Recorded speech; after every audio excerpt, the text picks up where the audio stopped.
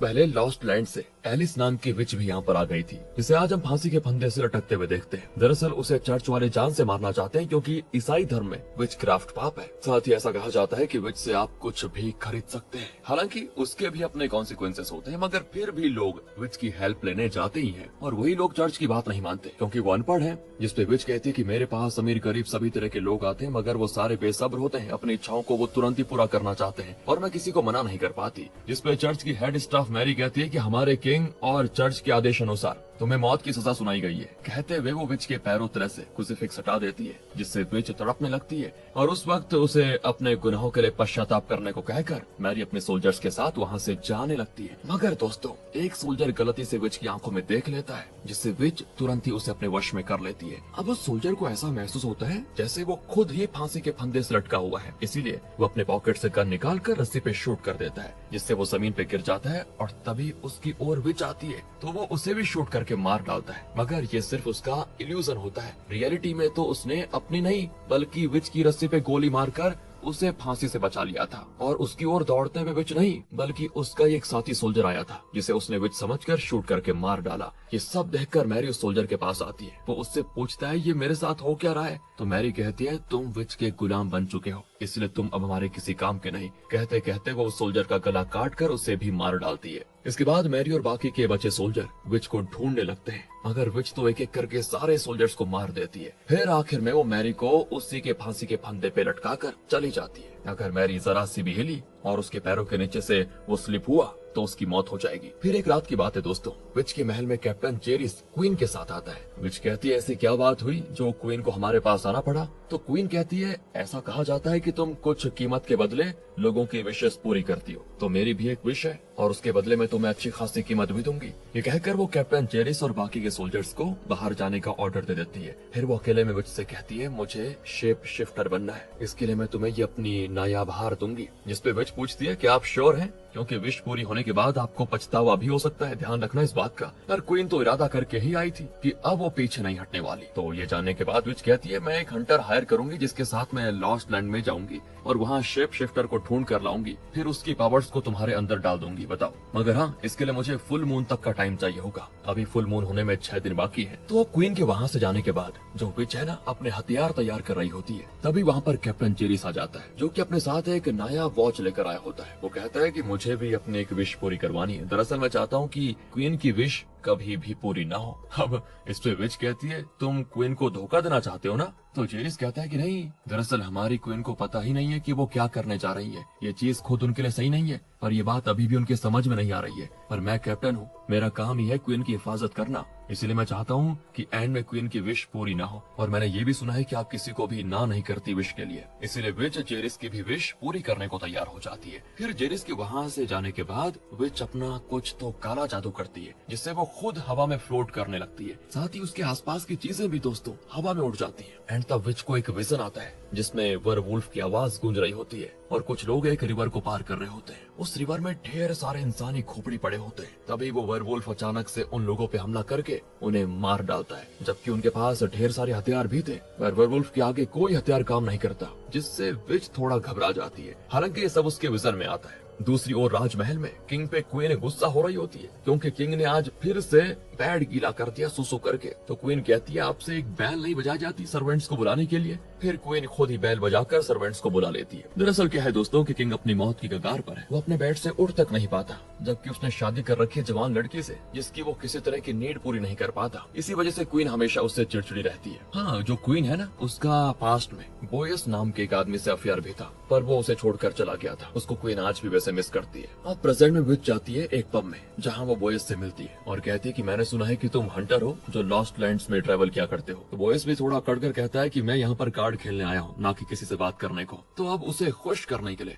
विच पहले बोयस के साथ कार्ड खेलती है, जिसमें वो बोयस को हरा भी देती है। फिर वो उससे बात करती है तो बोयस कहता है मैं बहुत ही महंगा हंटर हूँ, मुझे अफोर्ड कर पाना हर किसी के बस की बात नहीं। विच कहती नहीं नहीं, तुम उसकी चिंता मत करो, मेरे पास तुम्हें देने के लिए बहुत पैसे हैं। तब बोयस कहता है कि इस शहर की 4 दीवारी के बाहर बहुत खतरा खतरा है, वहाँ कोई कानून काम नहीं करता, इसलिए तुम इस शहर में चाहे कितनी ही शक्तिशाली क्यों ना हो, मगर लॉस्ट लैंड में तुम्हारा नामो निशान तक मिट सकता है, याद रखना इस बात को। विच भी कहती ठीक है, फिर एक डील करते हैं, अगर मैं लॉस्ट लैंड में कमजोर पड़ी तो तुम मुझे छोड़कर आगे बढ़ जाना, और अगर तुम कमजोर पड़ गए तो मैं भी ऐसा ही करूंगी। अब ये दोनों बातें कर ही रहे होते हैं कि यहाँ चर्च के लोग आ जाते हैं विच पे हमला करने के लिए। तब ये दोनों मिलकर चर्च के लोगों से फाइट भी करते हैं, और यहाँ पर हम बॉयज के स्पेशल हथियार को देखते हैं। उसके पास 2 मुआ सांप होता है जो कि उड़ उड़ के बॉयज के दुश्मनों को काट कर मार डालता है। पर दोस्तों मैरी, जिसे विच उस समय फांसी पर लटका कर चली गई थी, वो अब आजाद हो चुकी थी। वो बॉयज के 2 मुंह सांप को तलवार से टुकड़ों में काट देती है, पर अब तक में विच और बॉयज वहाँ से जा भी चुके थे। तो मैरी उन्हें ढूंढने का फिर ऑर्डर देती है। इसके बाद मैरी सारी बात जाकर फादर को बताती है।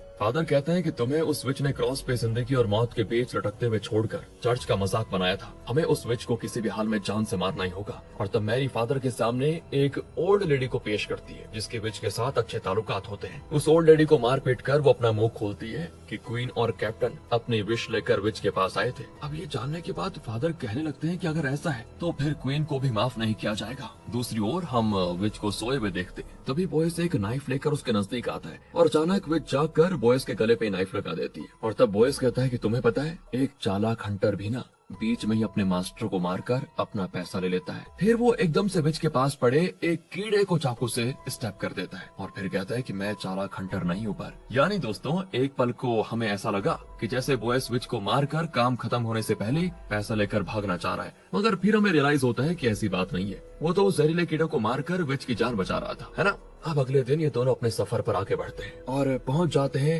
रोज एंड मारा के ठिकाने पे। रोज एंड मारा भाई बहन है दोस्तों, साथ ही इनकी बॉयज से पुरानी जान पहचान भी है। तो आज की रात ये इन्हीं के ठिकाने पे बिताने का फैसला करते हैं। साथ ही रात में बॉयज और मारा इंटीमेट भी होते हैं। इसके बाद मारा उससे कहती है, क्या अगली बार तुमसे मिलने के लिए मुझे 1 और साल का इंतजार करना होगा। तो बॉयज भी बस इतना कहता है कि जिंदा रहा तो जरूर मुलाकात होगी। मारा भी कहती है, तुम हमेशा आते जाते हो पर मैं तुम्हारे बारे में कुछ भी नहीं जानती, तुम कहाँ के हो, क्या करते हो। फिर अगले दिन बॉयज विच के साथ यहाँ से निकलता है और निकलते निकलते कहता है कि ये आखिरी फ्रेंडली चेहरा था जो हमने देखा, इसके बाद यहाँ से सिर्फ खतरा ही खतरा होगा। तभी विच की नजर एक डायनासोर के कंकाल पर पड़ती है जिसे कौवा खा रहा होता है। दूसरी ओर फादर से क्वीन पूछती है कि आपके लोग बिना परमिशन के किंगडम के ट्रेन को लेकर कहाँ चले गए। तो फादर बताते हैं कि वो विच को पकड़ने गए हैं। विच क्राफ्ट हमारे यहाँ बैन है, इसलिए विच और उसको मारने वालों को माफ नहीं किया जा सकता। और माफ कीजिएगा क्वीन, क्योंकि आपकी चीटिंग की खबर किंगडम में फैल चुकी है। क्वीन कहती है ये सब सिर्फ अफवाह है। फादर कहते हैं कि बिना आग का धुआं नहीं निकलता, समझे आप। और इसके बाद फादर मैरी से कहता है कि किंग अपनी मौत की उल्टी गिनती गिन रहे हैं। क्वीन उनके लिए लॉयल नहीं है, साथ ही उनकी कोई वारिस भी नहीं है, इसलिए जल्दी किंगडम में अब नया सवेरा होने वाला है, सब कुछ नया। अब आगे हम चर्च के सोल्जर्स को रॉस को चेन से लटका कर उसकी पिटाई करते हुए देखते हैं। दोस्तों इतना मार खाने के बाद भी रॉस अपना मुंह नहीं खोल रहा होता है, इसलिए उसके मुंह को आग से जलाया जाने लगता है। ये दिल दहलाने वाला नजारा मारा से देखा नहीं जाता और वो बता देती है कि वो लोग स्कल रिवर की ओर गए हुए हैं। इसके बाद मारा को तो उम्मीद थी कि हमें छोड़ दिया जाएगा, मगर मैरी ऑर्डर देती है कि इस जगह को आग लगा दो। अब तक दोस्तों फुल मून में सिर्फ 3 दिन बचे होते हैं। तो रास्ते में बॉयस अपने एक साइरस नाम के फ्रेंड के यहाँ रुकने का मन बनाता है, मगर उसके ठिकाने के अंदर जाने पर वो शॉक हो जाता है क्योंकि वहाँ पे साइरस की लाश लटक रही होती है। किसी ने कुछ देर पहले साइरस को मौत के घाट उतार दिया। तभी विच को यहाँ किसी और के होने का भी एहसास होता है और ये कोई और नहीं बल्कि मैरी और उसके सोल्जर्स हैं दोस्तों, जिन्होंने अब अपनी आंखों पे ग्लासेस पहन के रखे हुए हैं ताकि विच उन्हें अपने वश में न कर पाए। मैरी बॉयस से कहती है कि अच्छा तो तुम ही हो वो फेमस हंटर जो पैसों के लिए विच का साथ दे रहे हो। वैसे विच के ऊपर इनाम भी रखा गया है चर्च की ओर से, अगर तुम इसे हमारे हवाले कर दो तो इनाम की धनराशि तुम्हें ही मिलेगी। बॉयस कहता है कि देखिए इन्होंने मुझे पहले हायर किया था, इसलिए मैं इनके साथ विश्वासघात तो नहीं कर सकता। हैरी कहती है अच्छा तो तुम बड़े खुददार हो, चलो अब मैं तुम्हें एक दूसरा ऑप्शन देती हूँ, या तो तुम इसे हमारे हवाले कर दो या फिर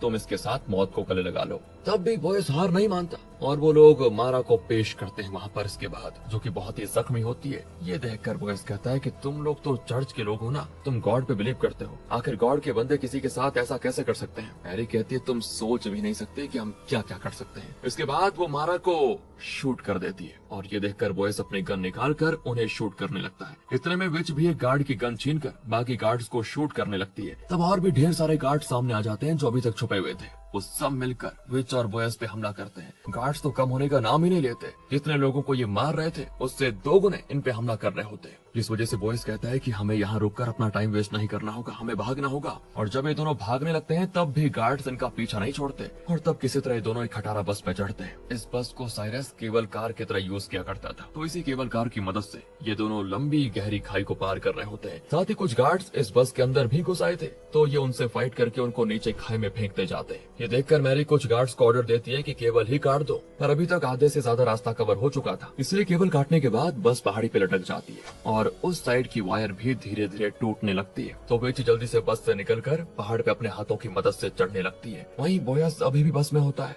और वो वायर किसी भी पल टूट सकती है, लेकिन शुक्र है वायर बॉयस की बस से निकलने के बाद ही टूटती है, जिसके बाद बस तो नीचे खाई में गिर जाती है। वहीं बॉयस भी धीरे धीरे करके पहाड़ पे चढ़ने लगता है, तो मैरी अपनी आंखों से सनग्लासेस हटाती है और स्नाइपर से बॉयस को शूट करती है, जिसमें एक गोली तो बॉयस को लग जाती है। पर जैसे ही वो दूसरी बार फायर करने वाली होती है तो ग्लासेस ना होने की वजह से विच उसे कंट्रोल कर लेती है और फिर मैरी को थोड़ी देर के लिए दिखाई देना ही बंद हो जाता है। तब तक में विच बॉयस को भी ऊपर तान कर आगे निकल जाती है, पर केबल कट करने की वजह से अब मैरी और उसके आदमियों को बड़ी मुश्किलों का सामना करना होगा उसे पार करने के लिए। तो अब रात होने पे विच और बॉयस एक जगह पे लकड़ी जलाकर रुकते हैं। यहाँ बॉयस विच का शुक्र अदा भी करता है कि आपने मेरी जान बचाई। इसके बाद वो अपने कंधे पे लगी गोली खुद ही निकालने लगता है, तो विच से वो अपने जख्म को सिलने को भी कहता है। फिर वो शोक में डूब जाता है। दरअसल क्या है ना, उसे रोस और मारा की मौत का बड़ा अफसोस हो रहा है, क्योंकि वो दोनों बहुत ही अच्छे थे। इसलिए वो विच से कहता है कि मैं मैरी और उनके लोगों को देखना, उनके किए की सजा जरूर दूंगा। एंड यहाँ क्वीन एक शॉकिंग बात बताती है कि वो प्रेग्नेंट है। फिर वो अकेले में किंग को बधाई भी देती है कि हमारा वारिस आने वाला है। ज्यादा खुश होने की जरूरत नहीं है, क्योंकि इसमें तुम्हारा कोई योगदान नहीं है। इस बच्चे का बाप बॉयस है। इसके बाद क्वीन अचानक पिलो से किंग का मुंह दबाकर उसे मार डालती है और फिर बैल बजाकर अपने सर्वेंट्स को बुलाती है और नाटक करती है कि देखो देखो जी क्या हो गया किंग को। फिर अगले दिन की बात है, विच और बॉयस पूरा दिन आगे का सफर तय करते हैं और एक खतरनाक जगह पे रुक जाते हैं, जहाँ पे बहुत सारे मॉन्स्टर्स रात होते बाहर निकल आते हैं। और ये जगह पहले एक कंपनी हुआ करती थी, तो यहाँ पे काफी सारा फ्यूल वगैरह था, उसी से ये आग जला लेते हैं, क्योंकि मॉन्स्टर्स आग से डरते हैं। इन्होंने मतलब आग इस तरह से जलाई होती है कि आग एक सर्कल में बन जाती है और ये उस सर्कल के अंदर होते हैं। अगर ये मॉन्स्टर्स भी काफी एडवांस्ड हैं, इनमें दिमाग भी है दोस्तों, क्योंकि इनमें से एक मॉन्स्टर क्या करता है पता है, आग पे एक लोहे का कंटेनर रखकर अंदर घुस आता है, जहाँ फिर बॉयस और विच को उस मॉन्स्टर से लड़ाई भी करनी पड़ती है। और वो है कि मरने का नाम ही नहीं लेता। तब विच एक फ्यूल के डब्बे पे अपने हथियार फेंक कर उसे लीक कर देती है, जिससे कि एक जोरदार ब्लास्ट होता है जिसमें वो मॉन्स्टर मारा जाता है। मगर अभी तक तो कई सारे मॉन्स्टर ऊंचाई पे जाकर उस आग के घेरे में कूदने को तैयार हो जाते हैं। वो अंदर जाकर विच और बॉयस पे हल्ला भी बोल देते हैं। तो उनमें से एक मॉन्स्टर विच को पहचानता भी है दोस्तों। वो उसकी आंखों में देखकर कहता है कि तुम्हें दोबारा यहाँ नहीं आना चाहिए था। बस इसी बात का तो विच को इंतजार था। आंखों में देखते ही वो उस मॉन्स्टर को भी अपने वश में कर लेती है, जिससे तब वो मॉन्स्टर बाकी साथियों से कहता है कि इन्हें छोड़ दो। और फिर विच अपनी पूरी ताकत लगाकर अपने हाथों से आग के लपटे निकालती है, जिसमें से सारे मॉन्स्टर्स जलकर राख हो जाते हैं। इससे बॉयस भी हैरान हो जाता है। वो बाद में पूछता है कि तुम्हारे हाथ से फायर भी निकलती है? तो विच बताती है वो रियल फायर नहीं, बल्कि वो फायर का इल्यूजन था। और हाँ, उन मॉन्स्टर्स को मारने के लिए ये इल्यूजन वाला फायर ही काफी था। अब बॉयस एक और चीज पूछता है कि अगर तुम उनको झटके में मार सकती थी तो फिर तुमने इतना सहा क्यों? विच बताती है कि जो पावर्स मैं यूज करती हूँ ना, उसकी मुझे कीमत चुकानी पड़ती है। बॉयस फिर पूछता है कि मॉन्स्टर्स का हेड तुमसे क्या बातें कर रहा था? तब विच बताती है कि दरअसल इस जगह में खजाना छुपा हुआ है। तो एक दिन एक लालची आदमी मेरे पास मदद मांगने आया, और जैसा कि मैं किसी को भी मदद करने को मना नहीं करती, मैं उसे भी मना नहीं कर पाई। जब मैं उसको यहाँ लेकर आई ना, तो यहाँ मौजूद एक खास तरह की गैस की वजह से वो आदमी और उसके सारे साथी मॉन्स्टर में बदल गए। दरअसल मैं किसी को मदद करने से मना तो नहीं कर पाती, पर असल में मुझसे किसी को मदद मांगनी ही नहीं चाहिए। मुझे अकेला छोड़ देना चाहिए, क्योंकि उसके परिणाम भी होते हैं। बॉयस कहता है कि तुम टेंशन मत लो, मैं तुम्हारे साथ हूँ। और अब यहाँ फुल मून होने में सिर्फ एक दिन बचा होता है और फादर सारे पब्लिक को बुलाकर ये ऐलान कर देता है कि हमारे पुराने किंग की मौत हो चुकी है, मगर हमारी क्वीन प्रेग्नेंट भी है। इसीलिए अब से सारा पावर हमारी क्वीन के पास ही होगा, जब तक हमारा न्यू किंग 16 साल का नहीं हो जाता। अब दोस्तों, अब वो क्वीन के सामने तो लॉयल सर्वेंट बनने की बात करता है, मगर मैरी से वो ये भी कहता है कि मुझे मजबूरी में उस औरत के सामने इज्जत से पेश आना पड़ता है, क्योंकि क्वीन भी दिन प्रतिदिन शक्तिशाली होती जा रही है। हमें जल्द से जल्द उस विच को पकड़ना होगा, फिर उसकी गवाही से हम विच और क्वीन दोनों को मौत के घाट उतार सकते हैं। तो दोस्तों, इस वक्त मैरी और उसके लोग ट्रेन में होते हैं और ट्रेन में लगी मशीन से ही फादर अपना मैसेज मैरी को दे रहा होता है। वहीं विच और बोयस अब स्कल रिवर के काफी नजदीक पहुंच जाते हैं। उन्हें अचानक पटरी कांपती हुई सी समझ आती है, जिससे वो तुरंत ही समझ जाते हैं कि मैरी और उसके लोग ट्रेन से आ रहे हैं। अब वो हमारे काम में दखलंदाजी करेंगे पक्का। तो कुछ ही देर के बाद मैरी को विच सुरंग में पटरियों के बीच खड़ी दिखाई देती है, जिससे मैरी खुश हो जाती है कि अब ये कहाँ जाएगी, ये तो पकड़ी जाएगी। मगर विच अपनी जान बचाने के लिए भागने लगती है और उसे कुचलकर मारने के लिए वो लोग ट्रेन की रफ्तार भी तेज कर देते हैं। सुरंग से निकलते ही मैरी को विच की चाल समझ आ जाती है। दरअसल सुरंग से निकलने के कुछ देर बाद ही आगे की पटरियां टूटी हुई होती है। विच तो नीचे कूद जाती है और एक टूटी हुई टावर पे बोयस मौजूद होता है और वो विच को थाम भी रहता है। और इसी दरमियान मैरी और उसके लोग ट्रेन को रोकने की लाख कोशिश करते हैं, मगर इतनी स्पीड में होती है ट्रेन कि वो रुक नहीं पाती और टूटी हुई पटरी होने की वजह से खाई में गिर जाती है, जिससे यहाँ पर मैरी और उसके लोगों का काम तमाम। इधर राजमहल में क्वीन कैप्टन जेरिस के थोड़ा क्लोज आती है और पूछती है तुम मेरे लिए कुछ भी कर सकते हो ना।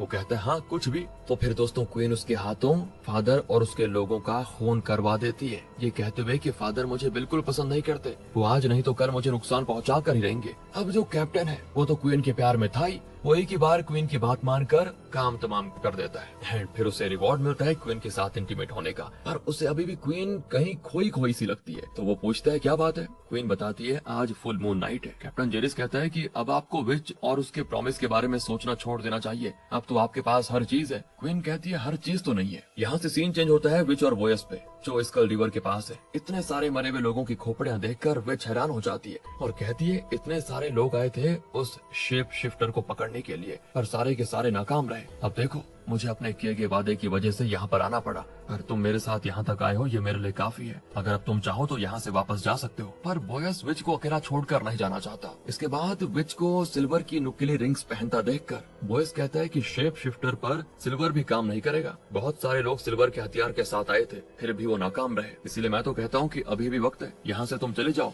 और विच कहती है मैं शापित हूँ, मैं किसी की मदद करने से खुद को नहीं रोक पाती। मैंने जो वादा किया था उसे पूरा करना ही पड़ेगा, चाहे फिर इसमें मेरी जान ही क्यों न चली जाए। और फिर तेज बारिश शुरू हो जाती है। विच कहती है शिप शिफ्टर हमारे नजदीक आ चुका है। बोयस कहता है कि इसमें अभी भी टाइम है, मून अभी भी बादलों में छुपा हुआ है। पर कुछ ही देर में मून बादलों से बाहर आ जाता है और अचानक बोयस की बॉडी अजीब तरह से चेंज होने लगती है। यानी इतनी दूर जान पर खेलकर विच जिसके साथ यहाँ पर आई वही तो असल में शेप शिफ्टर वेयरवुल्फ है। पर विच बिल्कुल भी नहीं चौंकती। वो कहती है तो तुम इतने टाइम से मेरे साथ इसलिए थे ताकि मुझे यहाँ लाकर मार सको। और उसके बाद दोनों में काफी ज्यादा फाइट होती है और ये फाइट तब तक चलती है जब तक मून फिर से बादलों में छुप नहीं जाता, क्योंकि बादलों में छुपते ही बोयस फिर से इंसानी अवतार में आ जाता है। फाइट की वजह से उसकी बॉडी पे काफी सारे जख्म आ जाते हैं एंड विच अभी भी उसे बड़े ही प्यार से बातें करते हुए कहती है मून के बादलों में से निकलने में अभी टाइम है, तब तक ले तुम सो जाओ, थोड़ी रेस्ट करो क्योंकि तुम काफी वीक हो चुके हो। और सही में बोयस सो जाता है, पर जब वो जागता है तो देखता है विच ने उसे मोटी मोटी जंजीरों से बांध के रखा हुआ है।